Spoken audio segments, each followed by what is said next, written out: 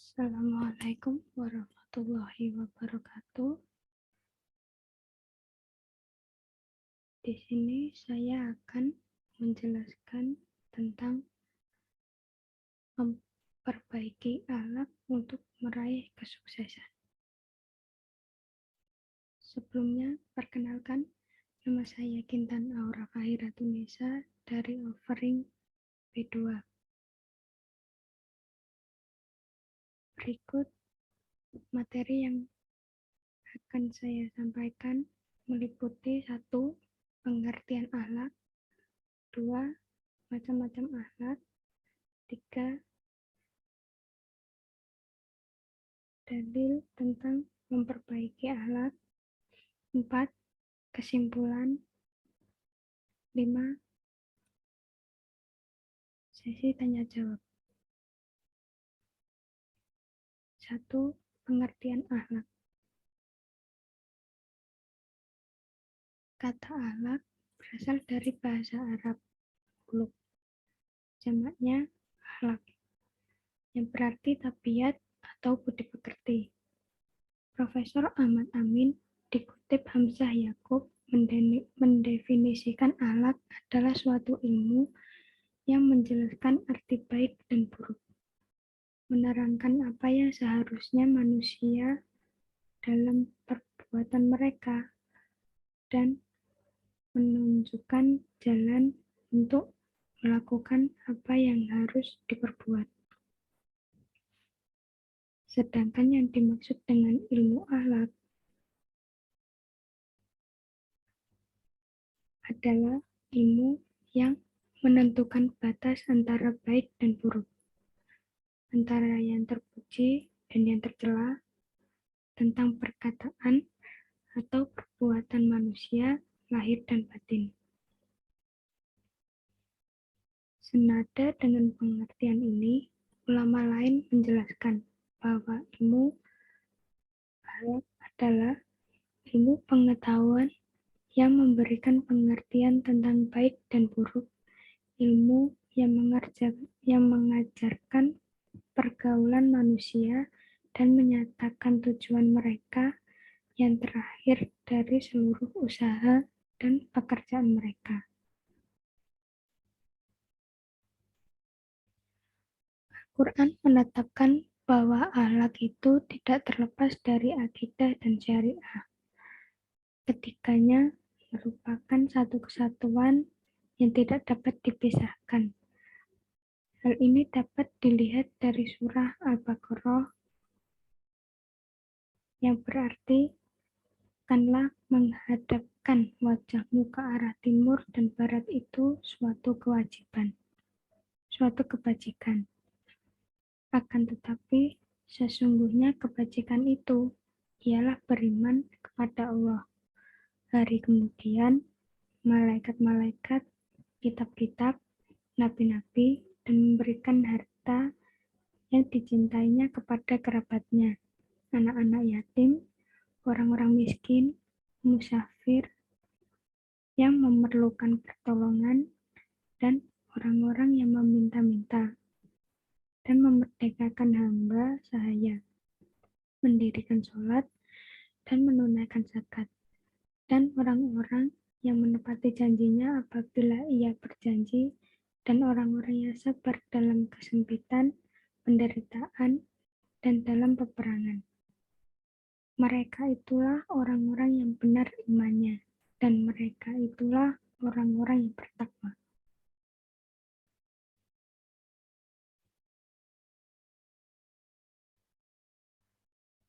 Macam-macam akhlak.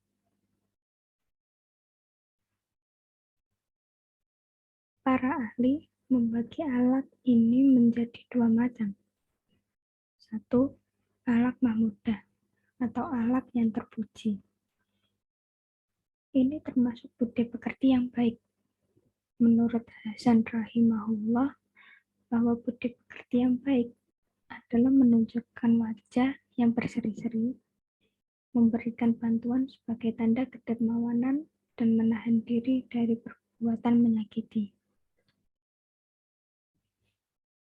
Contoh akhlak terpuji di dalam Al-Quran, surat Ali Imran yang artinya, maka disebabkan rahmat Allah lah kamu berlaku lemah lembut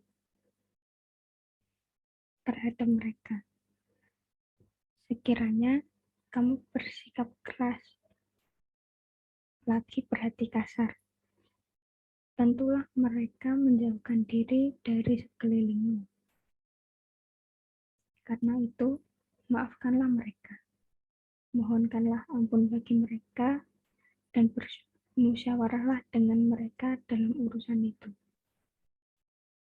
Kemudian, apabila kamu telah membulatkan tekad, maka bertakwalah kepada Allah Subhanahu wa Ta'ala. Sesungguhnya Allah menyukai orang-orang yang bertawakal kepadanya.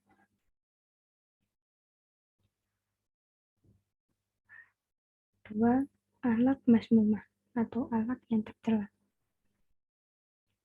Al-Quran menjelaskan akhlak tercela ini di dalam surat Al-Hujurat yang artinya, hai orang-orang yang beriman, jauhilah kebanyakan purbasangka atau kecurigaan.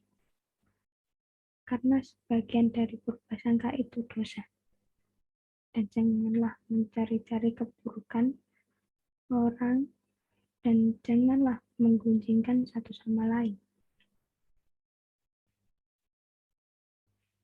Adakah seorang di antara kamu yang suka memakan daging saudaranya yang sudah mati? Maka tentulah kamu merasa jijik kepadanya. Bertakwalah kepada Allah. Sesungguhnya Allah Maha Penerima Taubat lagi Maha Penyayang. Contoh akhlak tercela ini di dalam hadis Bukhari dan Muslim. Rasulullah Shallallahu Alaihi Wasallam telah bersabda, ada 4 perkara. Barang siapa yang memiliki semuanya itu di dalam dirinya, maka ia adalah seorang munafik. Sedang barang siapa yang memiliki salah satu dari sifat-sifat itu di dalam dirinya, maka ia memiliki salah satu sifat kemunafikan. Sehingga ia meninggalkan sifat tadi. Perkara itu adalah jika berbicara dusta, jika berjanji menyalahi, apabila menjanjikan sesuatu didera, dan jika bermusuhan berlaku curang.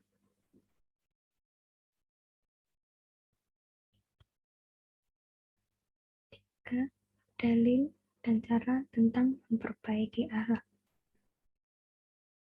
Berikut cara dan dalil yang menjelaskan pentingnya memperbaiki akhlak agar sukses di dunia dan akhirat. Allah Subhanahu wa Ta'ala berfirman, barang siapa yang mengerjakan amal saleh, baik laki-laki maupun perempuan, dalam keadaan beriman, maka sesungguhnya akan kami berikan kepada kehidupan yang baik, dan sesungguhnya akan kami beri balasan kepada mereka dengan pahala yang lebih baik dari apa yang telah mereka kerjakan. Dari Quran Surah An-Nahl ayat 16. Tawakal kepada Allah Subhanahu wa Ta'ala. Tawakal kepada Allah Subhanahu wa Ta'ala. Maka itu seorang mukmin tidak boleh terlena oleh segala macam angan-angan dan pucuk rayu dunia. Ia harus yakin kepada Allah Subhanahu wa Ta'ala dan berharap anugerahnya, dan barang siapa yang bertawakal kepada Allah, niscaya Allah akan mencukupkan keperluannya. Quran Surat At-Talaq.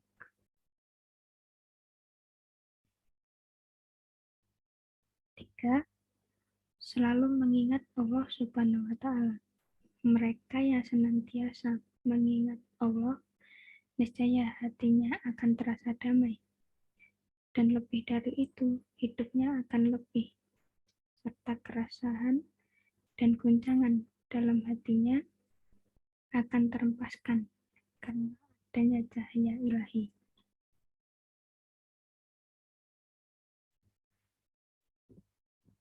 Yaitu orang-orang yang beriman dan hati mereka menjadi tentram dengan mengingat Allah. Ingatlah, hanya dengan mengingat Allah lah hati menjadi tentram. Orang-orang yang beriman dan beramal saleh, bagi mereka kebahagiaan dan tempat kembali yang baik. Nabi Shallallahu Alaihi Wasallam selalu memohon perlindungan dari sifat keluh kesah. Wahai Tuhanku, sesungguhnya aku berlindung kepadamu dari keluh kesah. Aku berlindung kepadamu dari sifat tak berdaya dan malas. Aku berlindung kepadamu dari sifat pengecut dan kikir.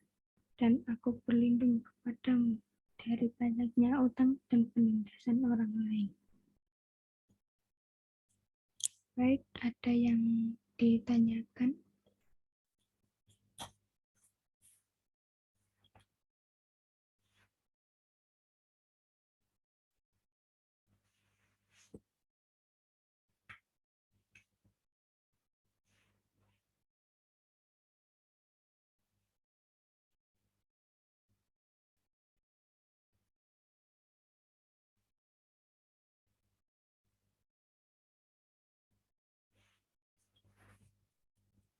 Jika tidak ada, maka akan saya lanjutkan.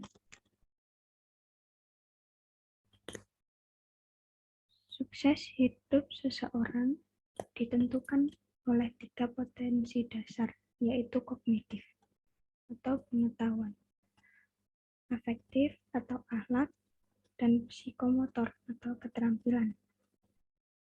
Jika diminta membuat gradasi di antara 3 potensi dasar itu, sangat sulit untuk menentukannya, karena semua penting. Mengandalkan kognitif dan psikomotor saja untuk meraih sukses masih belum cukup, tetapi harus ada satu potensi manusia yang harus dikembangkan, yaitu afektif, attitude, sikap, atau akhlak.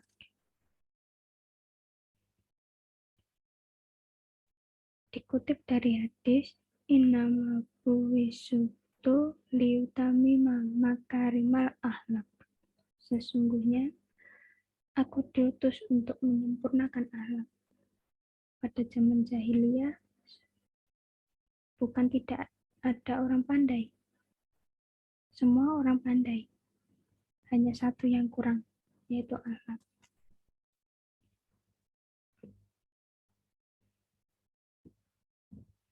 Kita yang merasa kurang pengetahuan tak perlu minder selama akhlak kita baik. Keterampilan juga begitu. Tak usah minder selama akhlak kita baik. Kesuksesan seseorang ditentukan oleh kecerdasan kognitif hanya sebesar 20%. Sisanya adalah akhlak. Indonesia nomor 4 jumlah penduduknya di dunia. Apakah potensi ini mengantarkan bangsa Indonesia ke arah kesuksesan? Tahun 2012, posisi Indonesia berada di peringkat 16 dunia untuk pertumbuhan ekonomi. Sementara Human Development Index berada di peringkat 121 dari 127 negara. Tidak ada korelasi antara pertumbuhan ekonomi dan peningkatan sumber daya manusia. Lalu siapa yang menikmati semua pertumbuhan ekonomi itu? Peringkat Indonesia dalam dunia pendidikan menurut Program for International Student Assessment pada tahun 2012, Indonesia peringkat 2 dari bawah. Artinya, dari 64 negara, Indonesia peringkat 62. Sementara peringkat 5 besar diduduki Cina, Singapura, Korea Selatan, Jepang, dan Taiwan. Sementara hasil pengukuran PISA pada tahun 2015 dari 76 negara, Indonesia peringkat 69. Sementara peringkat teratas diduduki Singapura, Jepang, Estonia, Finlandia, Makau, Kanada, Vietnam, dan Hong Kong. Kita masih kalah jauh dengan Vietnam, sebuah negara yang baru merdeka. Penilaian tingkat kemampuan dasar yang dilakukan PISA meliputi matematika, membaca, dan ilmu pengetahuan. Siapa yang menguasai 3 kemampuan dasar ini, maka akan menguasai dunia.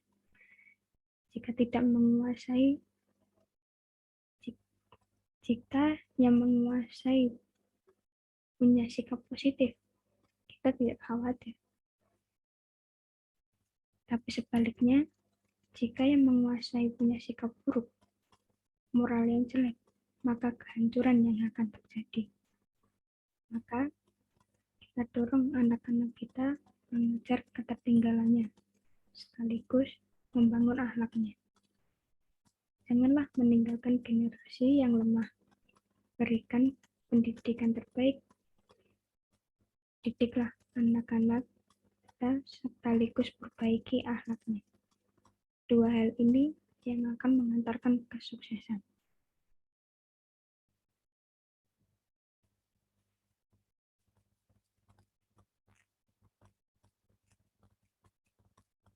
Jadi, kesimpulannya adalah bahwa indikator kesuksesan dalam pandangan ajaran Islam bukan semata-mata pada aspek materi dan bukan pula sebaliknya, hanya pada aspek rohani. Beberapa indikator kesuksesan hidup seorang muslim, yaitu pertama, selalu berusaha untuk menegakkan sholat dengan penuh kekhusyukan dengan cara menjadikan sholat sebagai sebuah kebutuhan utama di samping kewajiban. Kedua, mampu menghindarkan diri dari ucapan dan tindakan yang tidak ada manfaatnya.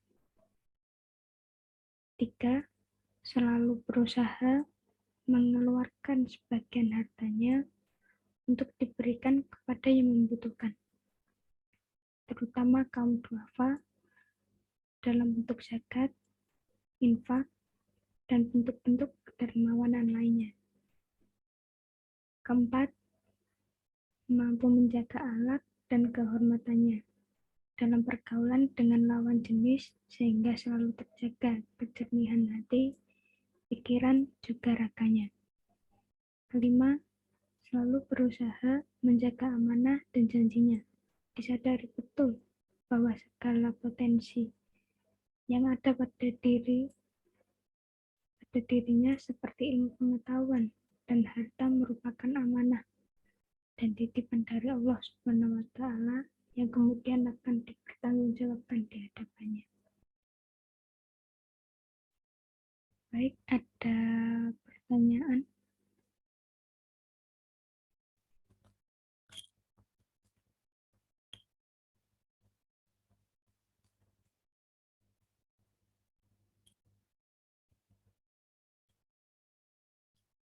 Jika tidak, maka sekian dari saya.